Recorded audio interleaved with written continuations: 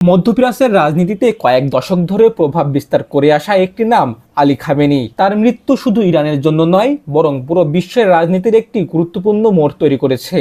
এই ঘটনাকে ঘিরে বিশ্বজুড়ে দেখা গিয়েছে শোক, ক্ষোভ, উল্লাস এবং অনিশ্চয়তার এক জটিল সমীকরণ। ইরানের বিপ্লবের প্রতিষ্ঠাতা রুহুল্লাহ খমেনির মৃত্যুর পর 1989 সালে ইরানের সর্বোচ্চ নেতা হিসাবে দায়িত্ব নেন খামেনি। তার নেতৃত্বে ইরান একটি ধর্মভিত্তিক রাষ্ট্র ব্যবস্থাকে আরও শক্তিশালী করে এবং ভেলায়েতি ফাতি বা ধর্মীয় নেতৃত্বের শাসন ব্যবস্থাকে কেন্দ্র করে রাষ্ট্র পরিচালিত হতে থাকে। খামেনির সময়ে ইরান তার আঞ্চলিক প্রভাব বাড়ায়।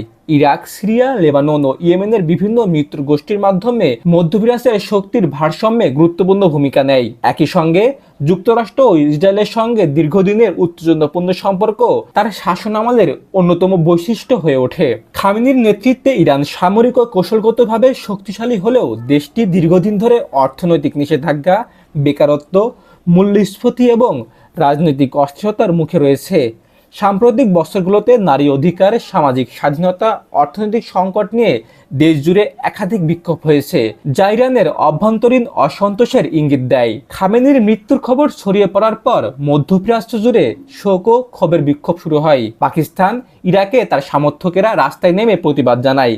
অন্যদিকে ইউরোপ ও আমেরিকার বিভিন্ন শহরের প্রবাসী ইরানিদের একটি অংশ এই ঘটনাকে রাজনৈতিক পরিবর্তনের সম্ভাবনা হিসেবে দেখেন। ইরানের রাজধানী তেহরানে সরকারিভাবে শোক ঘোষণা করলেও সাধারণ মানুষের প্রতিক্রিয়া ছিল মিশ্র।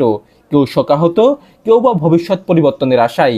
খামেনির মৃত্যুর পর সবচেয়ে বড় প্রশ্ন, ইরানের ভবিষ্যতের নেতৃত্ব কার হাতে যাবে? ইরানের রাজনৈতিক কাঠামোর সর্বোচ্চ নেতা শুধু ধর্মীয় প্রধান নন, তিনি সামরিক, বিচার ও রাষ্ট্র নীতি নির্ধারণের সর্বোচ্চ ক্ষমতার অধিকারী। ফলে নতুন নেতৃত্ব নির্ধারণ শুধু একটি রাজনৈতিক সিদ্ধান্ত নয়, বরং দেশটির ভবিষ্যৎ দিক নির্দেশনা নির্ধারণ করবে। বিশ্লেষকদের মতে খামেনির মৃত্যু ইরানের জন্য একটি ট্র্যাজেডির মুহূর্ত।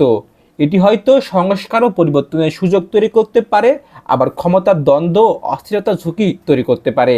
একই সঙ্গে মধ্যপ্রাচ্যের ভূ রাজনৈতিক এবং ইরান পশ্চিম সম্পর্কে নতুন সম্পর্ক গড়ে উঠতে পারে। 4 দশকের বেশি সময় ধরে ইরানের রাজনীতির কেন্দ্রবিন্দুতে থাকা একজন নেতার অধ্যায়ের সমাপ্তি ঘটেছে, কিন্তু তার মৃত্যুর মধ্য দিয়ে শেষ হয়নি ইরানের গল্প, বরং শুরু হয়েছে নতুন অধ্যায়, যেখানে নেতৃত্ব, নীতি এবং জনগণের প্রত্যাশার মধ্যকার দ্বন্দ্বই নির্ধারণ করবে ভবিষ্যতের ইরান।